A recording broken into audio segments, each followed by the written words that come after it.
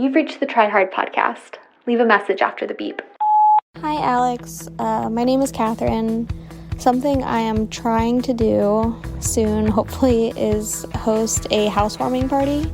My husband and I bought this house like a year and a half ago, and neither of us make like a lot of money, and I have friends who are like doctors who married doctors, and they have these beautiful houses that put mine to shame, and I feel like this shame around my house. And yeah, I felt so like ashamed of our little small imperfect house.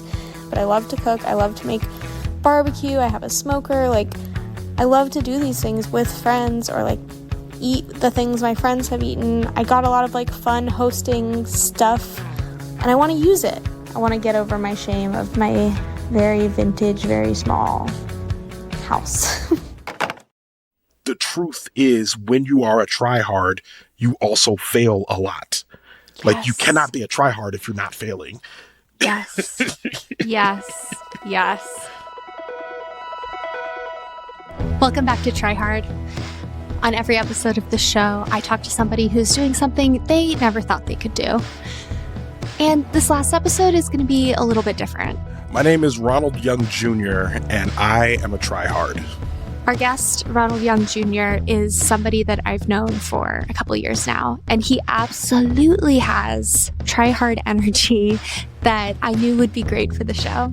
I emailed him months ago and asked him to be on the show, and he immediately came back to me with an idea for what he wanted to do. Ronald was supposed to learn this song on the piano and then have a little recital for his friends. And we scheduled a recording date, and everything was good.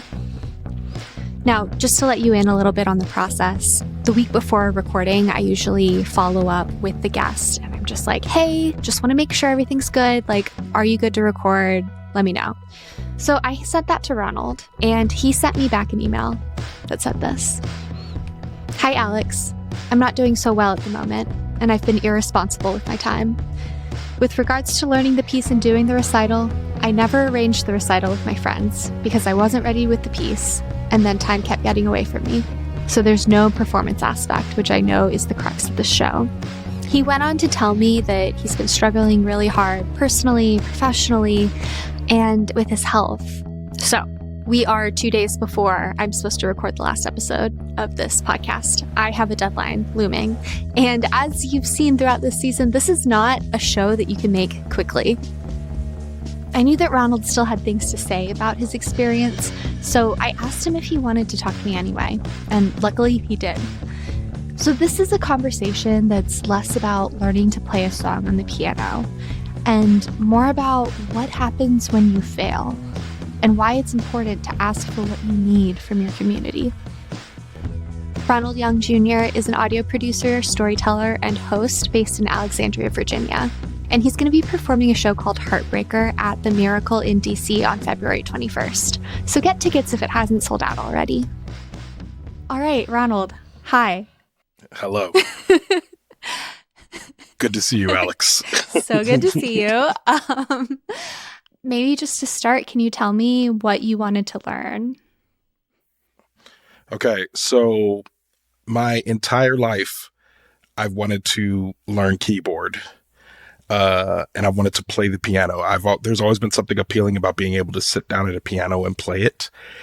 And I was in band as a child. I played the drums from 6th grade until 12th grade.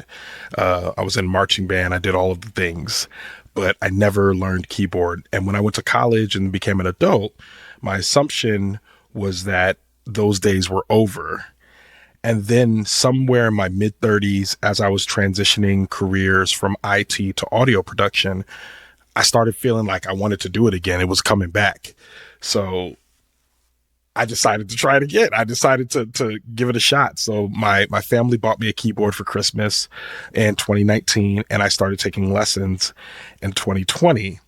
And then off and on for like the past 5 years, I've been studious about playing the keyboard. You reached out to me and said, Ronald, I have this show, Try Hard. Is there something that you wanted to try? And I really wanted to make a push into learning this specific song by Cyndi Lauper called Time After Time, which I'm sure you and everyone has heard. Wonderful song. I don't know why yeah, why did I introduce it that way? Like, there's this little song you may have heard. I will be waiting. Yes, you get it. Time after time. So I always like the idea of being able to play music and put your own spin on it, slow it down, make it have meaning, all of that. I think Time After Time is a very important love song. If you listen to it, it's not literal, but it feels, the emotions that it convey feel right. Because if you listen to all the lyrics, it doesn't convey an A to B to C narrative. But there's one parts of the lyrics. If you're lost, you can look and you will find me. Time after time, which is like a beautiful sentiment to say to a loved one, especially romantic loved one, even platonic in some cases. But the idea that I'm always going to be there is something that is wistful, it's mournful, it's tragic, but it's also beautiful. And I wanted to play that song because that's how I was feeling. So yeah, that's what I wanted to do. Do you have like a personal history with that song or like some kind of close association with it, or do you just really like it? I don't have a personal history with it, but every time I hear it, I tear up. And I think it's from like a lifetime of feeling like, I feel like I've been like permanently in this like compartment of what feels like sometimes unrequited love. And it is a box of my own making.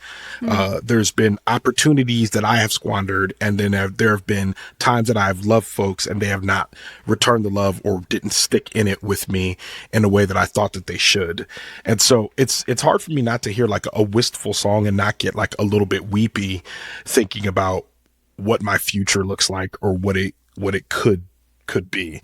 So it's funny, that song, and there's a song by Justin Timberlake called Mirrors. Oh, I love Mirrors. Yeah, it's really hard. Like, I listen to that song and I'll be in tears by the time he gets to the you are the love of my life. By the time you get to that part, I'm already like ugly crying somewhere in the back of a Starbucks or something. So it's like, yeah. So I just have a very much an affinity to these like wistful, mournful songs, especially songs in which people return back to each other, because that is my favorite love story of all, which is It Was You All Along. That's oh my God, that'll get me right in the feels where it's like, dang, I spent all this time searching and this was the thing that fit me the whole time. There was never going to be something else that satisfied because I couldn't recognize what was in front of me. So yeah, there's something really delicious about like a wistful, unrequited love vibe. Yes. That like it hits like nothing else. Nothing else. And being able to play it, like even the times in which I was beginning to learn it, and pull it together on the keyboard, it really, like, I started to feel it, you know what I mean, as I was playing it and, you know, getting in the riffs and all that. So it felt really good to really start going down that path. Okay, so what has been your process of learning this song? So I first just started listening to it over and over again, and then I found the notes online. So I found the notes online and I started kind of just seeing if I could play around and find it. Like sheet music, or did you look up chords or what? I looked up chords, yes. Okay. I went online and I looked up chords and I started trying to play those chords. Then I found a really good YouTube representation and teacher of the song who was playing everything I wanted to play. And I was like, this is exactly it. And he was giving me enough based on the knowledge I've like developed over the last 5 years that I felt like I could translate what he was playing into something that would be my own. I already had thinking through my own introduction and all of that. So I started playing a little bit of the introduction. There's a part of the song where it goes doom doom ding ding doom doom ding ding doom doom ding ding ding ding ding ding ding, and that's in the middle of the song, but I wanted to add that to the intro, so I was putting that in the intro and starting to arrange it that way and then go straight into the chord parts. But I was going to sing and play the song, so I also had to learn how to sing as well as play along to it. So I was trying to do the building blocks of doing the music and then also sing along with it, and that's about where I was. Okay, so what was your challenge going to be? So for me, a couple things. One, I felt afraid and silly asking my friends to come watch me play the keyboard in my house or in like hey guys, will you all come over and watch me play keyboard? And the more I let that thought sit in my bones, the scarier and the more avoidant I became about it, in a way that like warped into something else in my mind. Cause then I started to, first I was like, hey y'all, like I'm thinking I'm going to ask them, hey, you guys want to come over and watch me play keyboard? Mm-hmm. And then it became, why are you always asking your friends to watch you do something? You're always asking them to listen to your podcast. You're always asking them to like your post. You're always asking them to come to your live show. You're always asking them to like give you some money for your Patreon. You're always asking them for something. And now you want to ask them to do this like really silly little thing, and they got to come over and act like they like it. And then I like was in a vortex of like that, like severe shame. To be honest, I think that was the greatest obstacle in all of this, because that then started to impact how much I was practicing and whether or not I was actually going to follow through with it. And then there's like all of these other like little factors that weren't necessarily directly impactful on this, but made it easier to deprioritize it. So it made it easier to be like, if I'm thinking about my podcast, putting out episodes of Wait For It, if I'm thinking about the state of the world, if I'm thinking about grieving my mother, I'm easy to just be like, well, obviously I'm going to put all these on. And then like a breakup that happened in March, but then it kind of solidified when I found out that she was dating somebody else. So it almost felt like a second breakup, because it's like, as long as they're not dating someone, it's like, well, yeah, then maybe it'll happen again. When they're dating someone, it's like, it probably is not going to happen again. Yeah, the thing we know about you is you're a wistful boy. Yes, exactly. So you like will keep that torch lit until it is snuffed out. Until it's snuffed out, yeah. And it was snuffed out. Yeah, yes, thank you. The tribe has spoken, sorry. Yeah.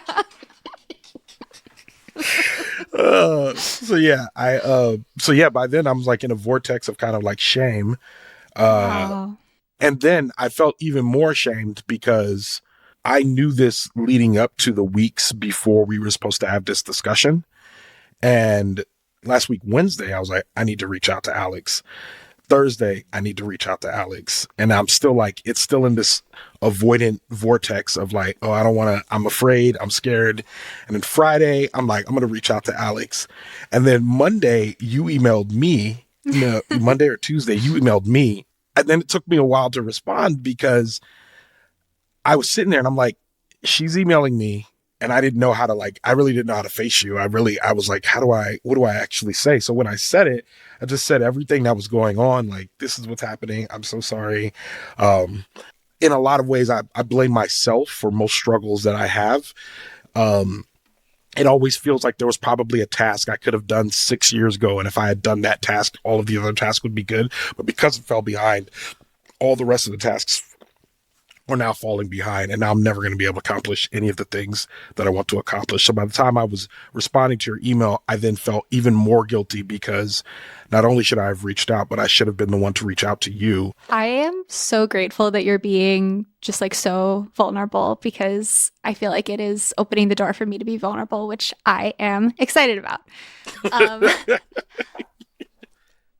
Can I tell you my side? Sure. Okay.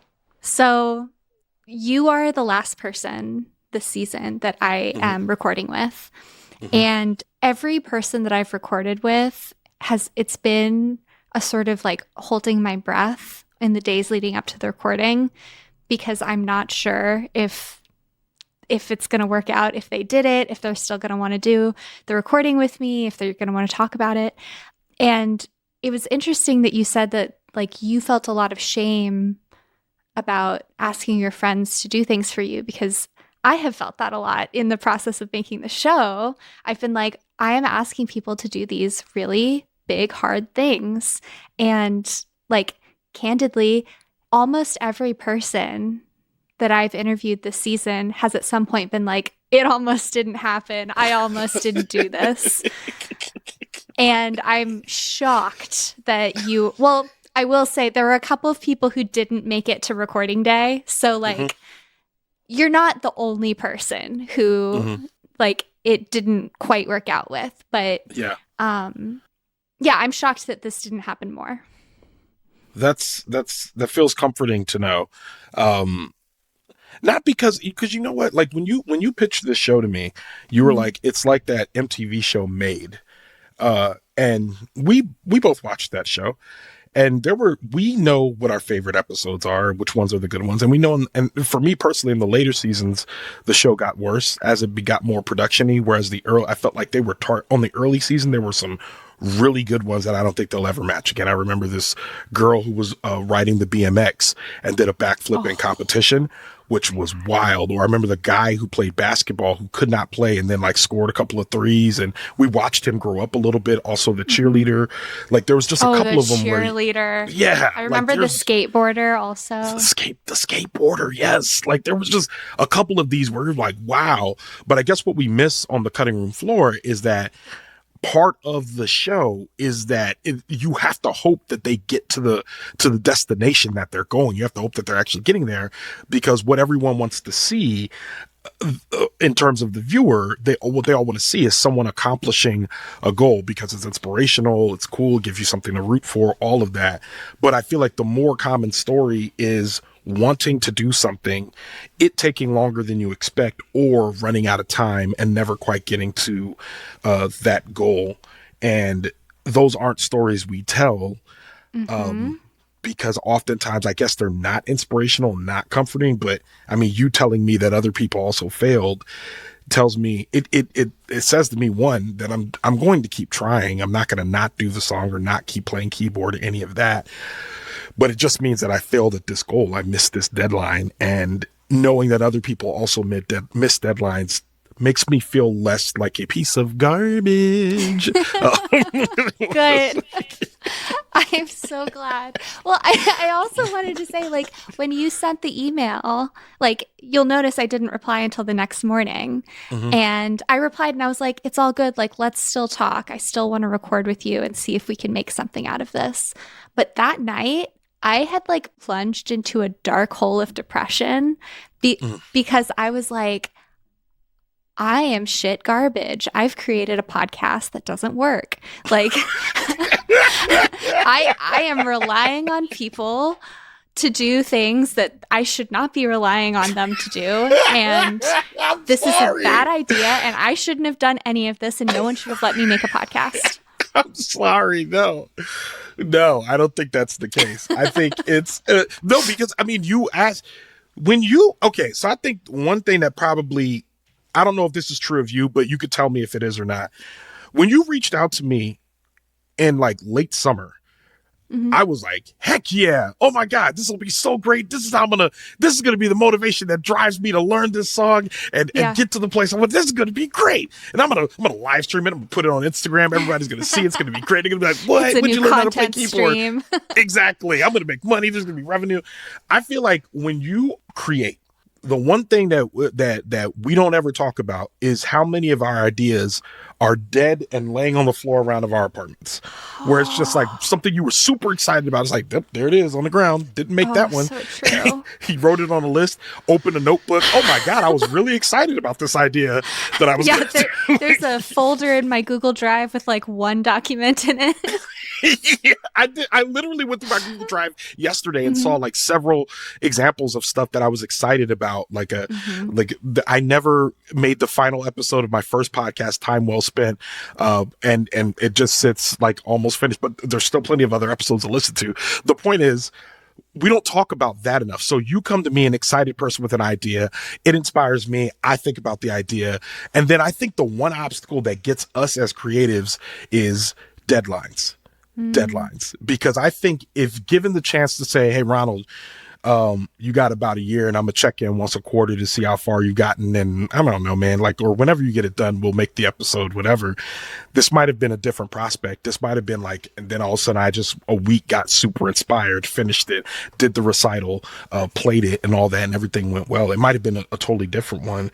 But I think that's one of the plight of being creative, especially from one creator to another, is when we like compare, when we're like trying to make things and we think about all the ways in which ideas can fail. So I still think this is a great idea for a podcast. I'm glad we're even talking about it. But I'm also one of those people that says, like, when the premise of a podcast runs out, then you expand on the name. And I feel like the truth is, when you are a tryhard, you also fail a lot. Like, you cannot be a tryhard if you're not failing.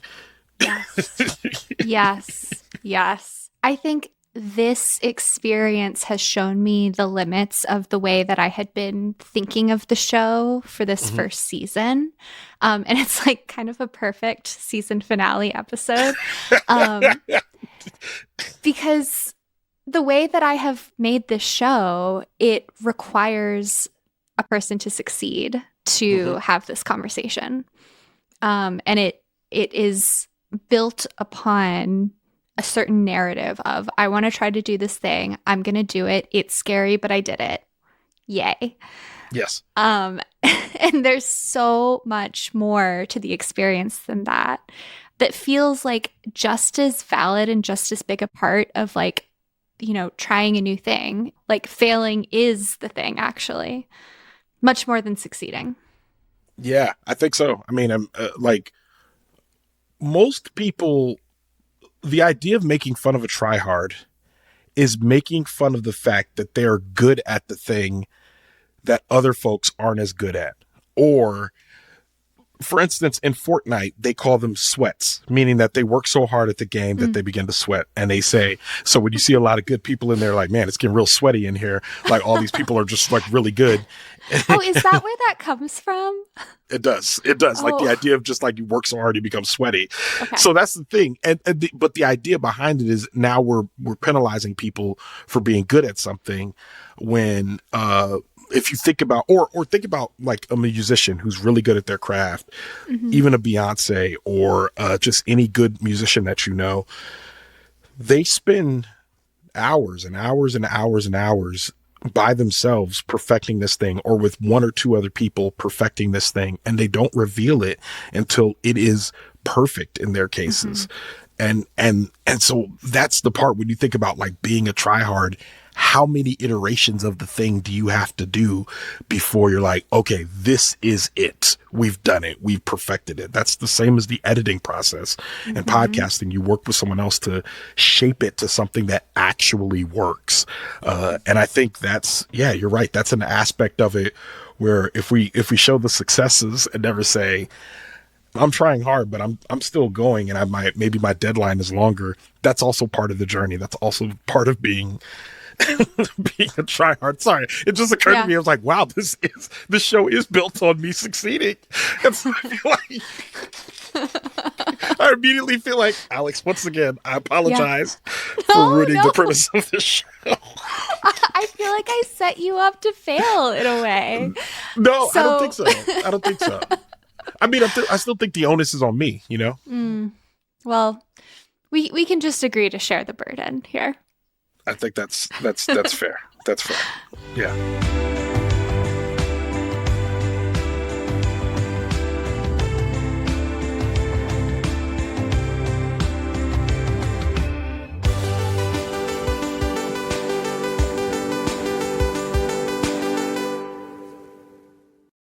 I've absolutely loved hearing about all the ways that you all are trying new things in your lives, and I want to keep hearing them. So please send me voice memos, send me emails at alex@defector.com, or you can message me on Instagram at alexlaughs.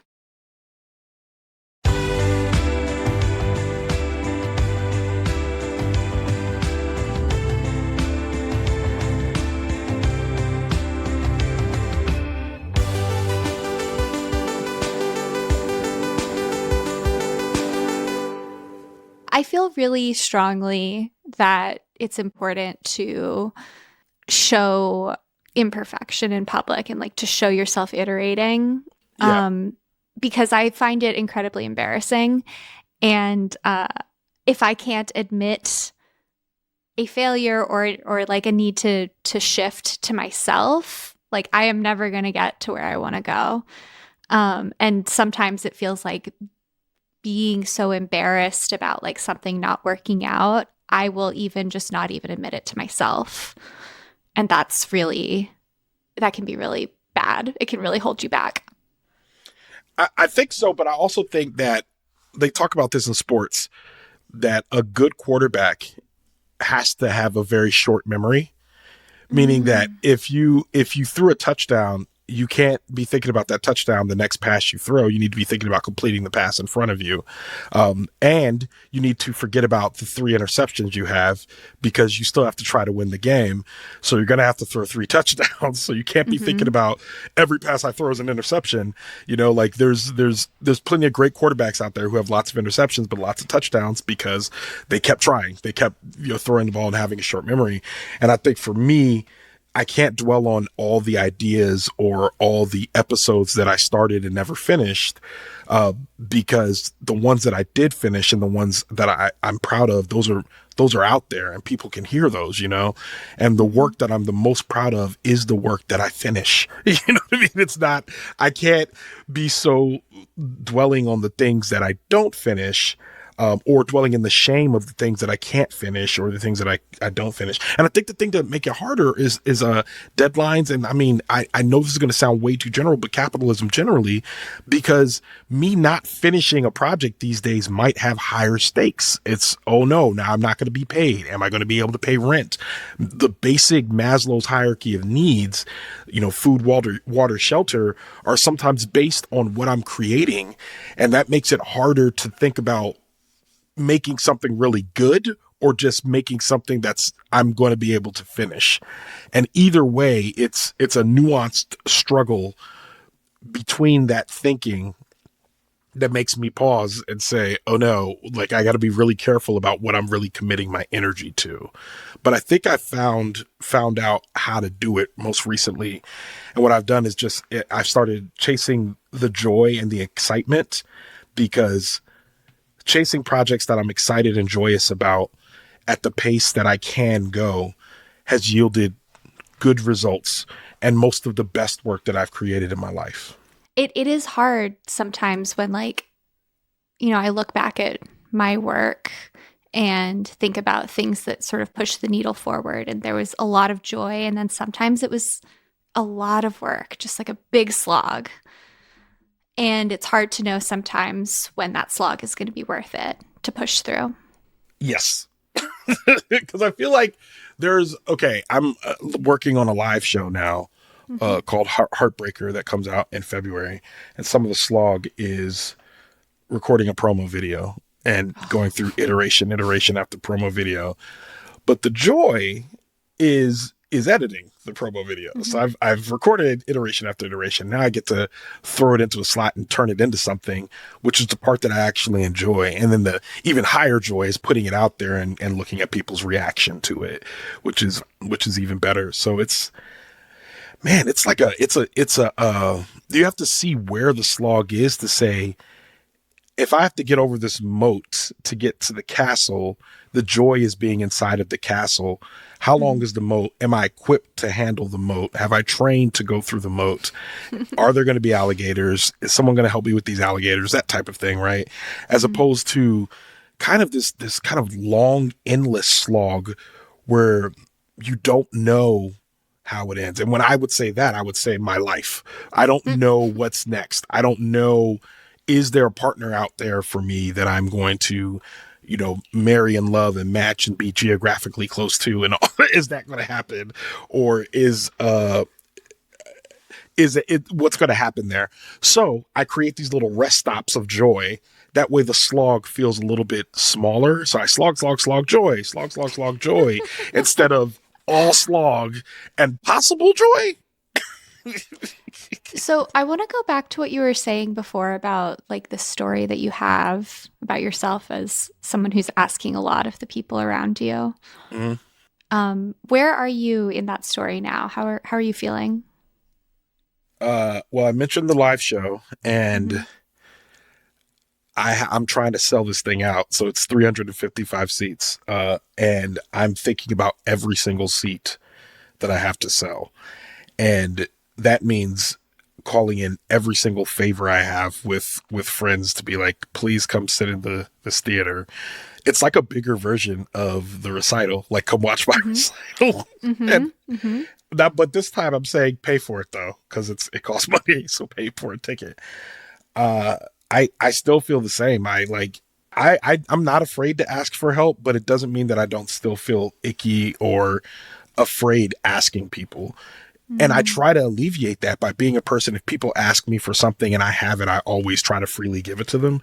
Like whether it be money or help or ride to the airport, whatever, like watch your kids, whatever, I will help if I'm available and can and have the ability to do it. But I don't feel that same way when it comes to me. I feel like I'm asking too much of my friends and family generally, and I don't want to keep asking them for things. And I feel like part of it is the trick, again, of capitalism, of like isolating us in this very specific way where it's like, you got to work hard and get yours and also be generous and altruistic, but also don't ever ask anyone for help, but also, you know what I mean? Be out here and do your thing. So, no, I'm still in a pretty bad place when it comes to it. I don't know how to get out of it. You know what I mean? But all I can do is ask one question at a time. And that's what I try to commit to having enough bravery to do, to ask for help when I need it. But I don't do it all the time. I mean, it's really scary. I saw a TikTok a while back that was something along the lines of like, if you want to live in a community, you have to be willing to ask for help also. Like you don't get to just give it all the time. Yeah. Yeah. And I think about that a lot because I'm like, oh, like being a good community member is asking also and like making your needs visible to the people who are able to help you. Yeah. Yeah, I agree. And I think if we all made our needs more visible to one another, it might actually be more relatable for all of us. I was in a bagel shop once getting lunch, and I was in there and I was about to order, and this unhoused guy walked up to me and said, "Hey, can you get me a sandwich?" I was just like, I mean, yeah, my wallet's out. And so yeah, he's like, "Can you get me two?" And I was like, "No, I can get you one. Do you want some chips with it?" This isn't just Sandwich Central. But I'm saying, like, and he started laughing when he said that, but I got him the one, I got him some chips and a drink, and we were good, right? And that felt good. One, it felt good to do because I'm like, oh, you needed help, let me help you. And we spent all this time like isolating our boxes, not knowing that help is available if we ask for it. But then we have the fear of going to the gauge and being like, am I now taking advantage of this resource? But like, I think the idea is that we all want to become resourceful enough that anybody can need help at a time and we'll just help them. Like, even if it's a pattern, we're just like, hey, Alex is always asking for $20 on the second Tuesday of every month. And instead of us feeling like that's a burden, we're just like, oh, Alex, here's your second Tuesday, $20. Like, you don't even have to ask for it. We have it budgeted in. You're good to go. You know what I mean? Like, that's, I would love for all of us to be able to get that place where we're not isolationists and we're working as a community and able to help all of us. I didn't mean this to become a requisition or whatever on mutual aid, but worth thinking about. No, but like that's what this is. Like I feel like that's what the stakes of this is. It feels stupid or small or insignificant because we're talking about doing a little piano recital for a podcast. But like this is actually what we're talking about is like relying on each other and also being afraid of letting each other down. Yeah. The idea of feeling corny for asking or people making people feel bad for asking is just, oh man, that's hard. Well, I feel like we both learned a great lesson from this experience about sharing our needs with each other. Yes, I think so. Like, I'm really grateful that you were honest with me. And then I like took a beat and I was like, okay, let's try to do this anyway. Like, if you would be willing, I would love to just talk to you anyway and see what comes out. And I'm really grateful that you did. But I will say, if there's a season 2 of Try Hard, I'm not going to stop working. I'm going to keep trying. And I hope that you feel like it's okay to ask me again. next season if I got any of it done. Because if I do, I would love to come back and say, I did it. It just took me longer than we expected, and I got it done, so I feel good. Amazing. I would love that.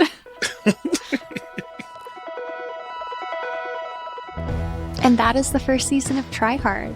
Thank you so much for joining me on these 10 episodes. We're going to take a little bit of a break, but I'm going to come back in a few months with more episodes. So please stay in touch. Send me your stories of trying hard. Send me audio of you standing outside of the door of whatever the thing is that you're about to do when your stomach is in your butt. I will talk to you soon. Can't hide it when all the music quiets, 4 strikes and you're out. Photo booth, blood magic. Curtain can't hide it when all the music quiets, 4 strikes and you're out. Photo booth, blood magic. Try Hard is written, hosted, and produced by me, Alex Sujong Laughlin. Editorial support from Tom Lay, Brandy Jensen, Audrey Mardavich, and Jae Towle Vieira. Justin Ellis is Defector's projects editor. Art by Lille Allen. Our theme song is Photo Booth by Avery Friedman. Mixing by Samantha Gattsek. Jasper Wang and Sean Kuhn are Defector's business guys. Thank you to the rest of the Defector staff. Defector Media is a collectively owned, subscriber-based media company, and Try Hard is a proud member of Radiotopia. I'm Alex Sujong Laughlin, and until next time, don't be afraid to be seen trying.